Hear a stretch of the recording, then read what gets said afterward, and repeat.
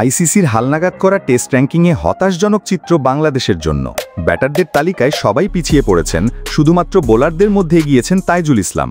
শ্রীলঙ্কার বিপক্ষে কলম্বো টেস্টে ব্যাট হাতে ব্যর্থতার খেসারত দিতে হয়েছে বাংলাদেশের ব্যাটারদের।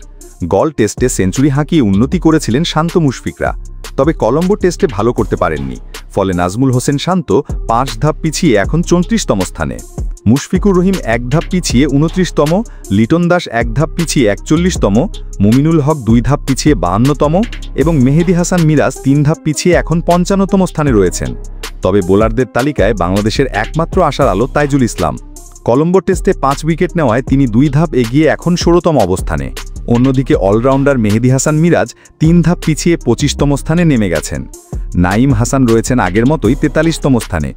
অস্ট্রেলিয়ার ট্র্যাভিস হেড, শ্রীলঙ্কার পাথুম নিসাঙ্কা ও দক্ষিণ আফ্রিকার নবাগত লোহুয়ান্ড্রে প্রিটোরিয়াসের ব্যাট হাতে দুর্দান্ত পারফরম্যান্স প্রতিফলিত হয়েছে আইসিসি টেস্ট র্যাঙ্কিংয়ে। একই সঙ্গে ব্যাটার ও বোলার র্যাঙ্কিংয়ে আরও অনেক তারকা ক্রিকেটার জায়গা করে নিয়েছেন বা উন্নতি করেছেন। ওয়েস্ট ইন্ডিজের বিপক্ষে ব্রিজটাউনে প্রথম টেস্টে হেডের 59 ও 61 রানের ইনিংসে 3 ধাপ এগিয়ে এখন 10ম স্থানে। অপরদিকে নিসাঙ্কা কলম্বো টেস্টে 159 রান করে 14 ধাপ এগিয়ে এখন 17তম। অভিষেক ম্যাচে প্রিটোরিয়াসের 153 রানে 68তম স্থানের র্যাঙ্কিংয়ে প্রবেশ। দক্ষিণ আফ্রিকার ভিয়ান মুল্ডার 56তম ও করবিন বশ 59তম বড় লাভ দিয়েছেন।